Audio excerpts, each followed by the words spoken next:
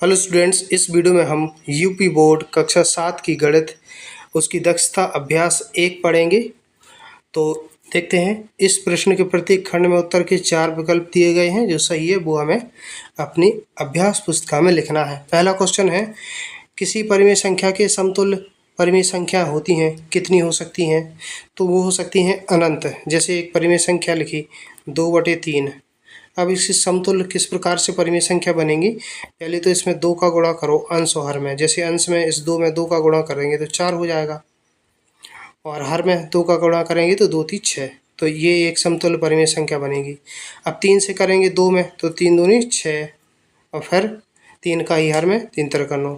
इसी तरह से हम आगे करते जाएंगे। जैसे 4 का 4 दूनी 8 और 4 तिया 12। तो इस तरीके से कितनी बन सकती हैं? अनंत। इसके बाद इसका क्वेश्चन नंबर खा, माइनस के 16/80 का सरलतम रूप है -16/80। तो 16 एकम 16, 16 पंचे 80, कितना होगा? -1/5। देखिए ऑप्शन इसका तीसरा सही है। अब इसका क्वेश्चन नंबर देखते हैं दूसरा, सत्य और असत्य बताना है। पहला प्रश्न है, समान परिमेय संख्याओं के सरलतम रूप समान होते हैं। समान परिमेय संख्याओं के सरलतम रूप समान होते हैं, ये है सत्य। देखिए, जैसे उदाहरण है 4/6 और 8/12। अगर इनको सरलतम रूप में व्यक्त करेंगे तो ये बिल्कुल समान होगी। जैसे 2 दूनी 4, 2 3 6। तो 2/3, इसका 4, 4 दूनी 8, और इसका ये कटेगा 4 तिया 12, 2/3 इसका। तो इनके सरलतम रूप भी समान है। अगला है -7/-11 धन परिमेय संख्या है। तो ये भी सत्य है, क्योंकि हर के माइनस से अंश का माइनस कट जाएगा, तो ये धनात्मक होती है। जिस परिमेय संख्या का अंश और हर ऋणात्मक होगा तो वो धन परिमेय संख्या होती है। अगला है +4/-9 धन परिमेय संख्या है। तो ये है असत्य, क्योंकि देखिए इसका जो हर है ये ऋणात्मक है। यदि या तो केवल अंश या केवल हर ऋणात्मक हो तो वो ऋण परिमेय संख्या होती है। आगे है 1/2, 2/4, 3/6 एक ही परिमेय संख्या के विभिन्न रूप हैं। तो हाँ, ये सत्य है, क्योंकि देखिए जैसे 1/2 लिखा है, ये इसी के समतुल्य परिमेय संख्या है। जैसे 1/2 है तो इसमें पहले अंश हर में 2 का गुणा किया गया, तो 2 एकम 2, 2 दूना 4। तो यह आगे 2/4। फिर 1/2 में 3 का गुणा किया गया। जैसे इस 1 में 3 का 3 एकम 3, इस 2 में फिर 3 का 3 दूनी 6। तो एक ही परिमेय संख्या के विभिन्न रूप हैं। तो ये कैसा है? सत्य। अगला, ये विभिन्न परिमेय संख्याएं हैं। तो देखिए ये लिखा -1/3, -1/-3। अब इसमें ये दूसरी संख्या लिखी, ये इसी के समतुल्य है, क्योंकि देखिए 2 का अंश और हर में गुणा किया गया। 2 एकम 2, 2 3 6 ऊपर है। अब यहाँ पे 3 का, जैसे 3 एकम 3 और 3 तिरका 9। तो ये है एक ही परिमेय संख्या के विभिन्न रूप हैं ये भी। लेकिन इसमें लिखा विभिन्न परिमेय संख्या हैं, तो ये है असत्य। अगला ये वाला, -4/-5 और 4/5 समान परिमेय संख्याएं हैं। तो ये भी सत्य है, क्योंकि देखिए अंश और हर का ये माइनस कट जाता है, तो ये भी प्लस की है, ये तो प्लस है ही। सभी पूर्णांक परिमेय संख्या होती हैं, ये सत्य है।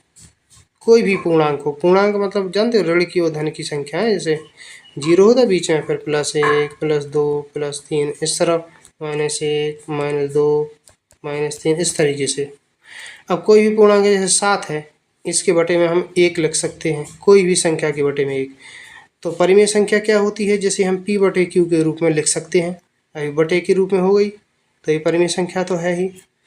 तो कोई भी पूर्णांक होगा वो परिमेय संख्या होगी, ये सत्य है। सभी परिमेय संख्या पूर्णांक होती हैं, ये गलत है। अब परिमेय संख्या जैसे 1/2 है, ये पूर्णांक नहीं है। पूर्णांक क्या होता है? पूरी संख्या। जैसे 1 तो पूर्णांक है, पूर्णांक मतलब पूरी है, ये तो आधी है। तो ये कैसा है? असत्य है।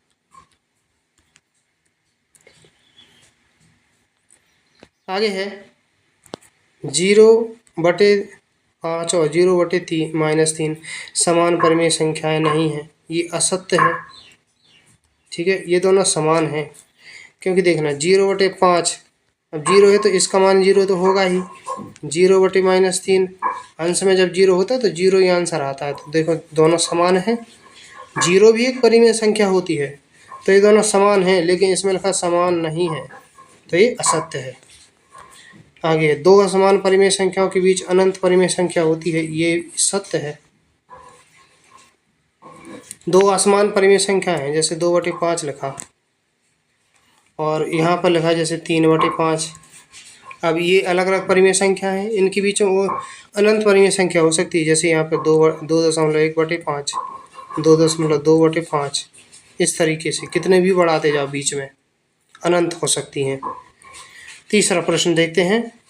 निम्नांकित परिमेय संख्याओं को अवरोही क्रम में लिखिए। अब ये परिमेय संख्या इन दोनों को अवरोही में लिखना है, तो इसको हम देखते हैं।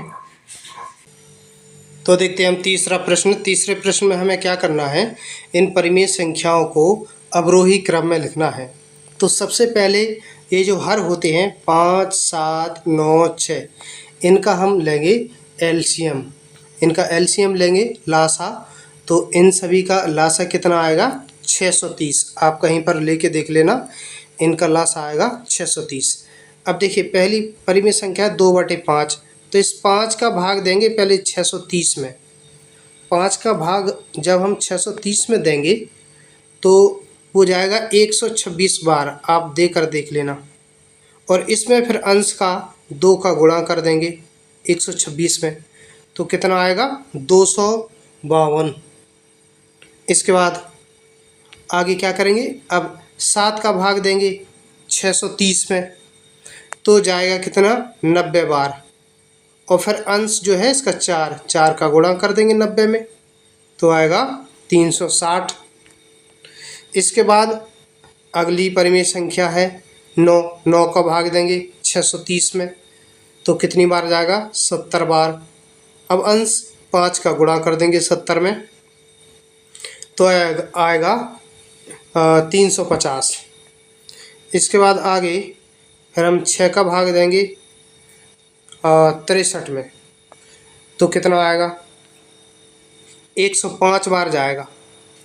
105 में 1 का गुणा करेंगे तो 105 ही आएगा। अब इन्हें हमें लिखना है अवरोही क्रम में। अवरोही क्रम का मतलब होता है घटता क्रम।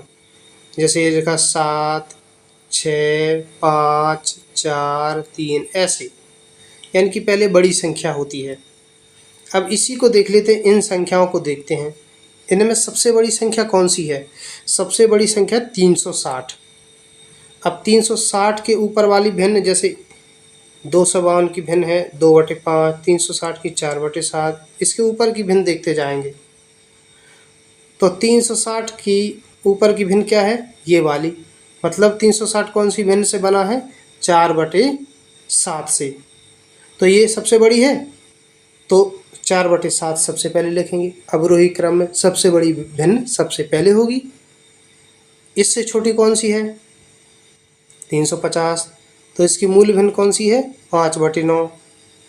इससे छोटी 252, मूल भिन्न क्या है 2/5।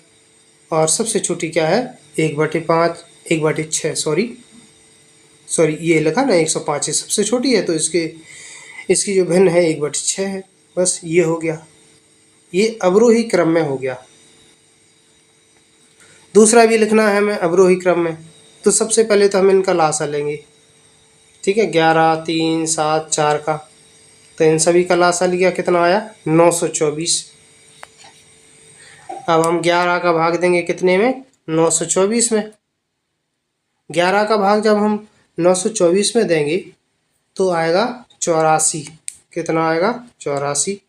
और इसका अंश है -4, -4 का गुणा करेंगे, गुणा तो हम 4 का ही करेंगे, बाद में माइनस लगा देंगे, तो इनका जब गुणा होगा तो आएगा 336। तो माइनस लगा ना यहाँ पे, तो माइनस के 336 लिख देंगे।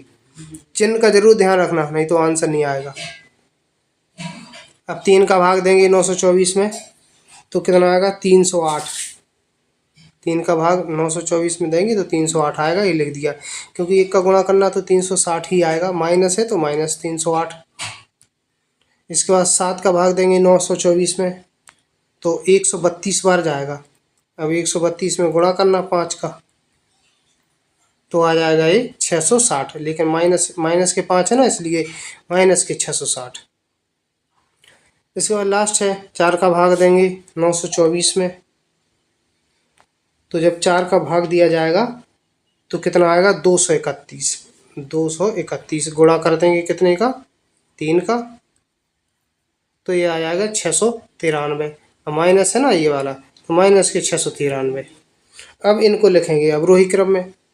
अब माइनस वाली संख्या में ये बात ध्यान रखी जाती है कि जो संख्या सबसे, अवरोही क्रम क्या होता है, घटता, 7 6 5 ऐसे, मतलब सबसे पहले सबसे बड़ी संख्या चाहिए, फिर उससे छोटी, फिर उससे छोटी। तो देखिए इसमें हम देखते हैं, इसमें जो सबसे छोटी संख्या है ये कौन सी है, माइनस के 308, ये वाली, ये सबसे छोटी। तो ये सबसे बड़ी परिमेय संख्या, ये सबसे बड़ी संख्या मानी जाएगी, ठीक है ना। तो इसके ऊपर ये वाली परिमेय संख्या है, तो ये सबसे पहले लिखेंगे 1/-3, चिन्ह का ध्यान रखना है। इसके बाद इससे तुरंत बड़ी कौन सी है, ये वाली, माइनस के 336, तो इसके मूल्य भिन्न है माइनस के 4/11। इसके बाद इससे बड़ी कौन सी है, माइनस के 660, इसकी मूल्य भिन्न ये है, तो ये हम ये लिख ली। लास्ट में है माइनस के 693, इसकी मूल्य भिन्न -3/4 है, तो ये हो गई -3/4। तो ये हो गया इसका आंसर। अगर आपको वीडियो पसंद आया है इसे लाइक कीजिए। वीडियो देखने के लिए धन्यवाद।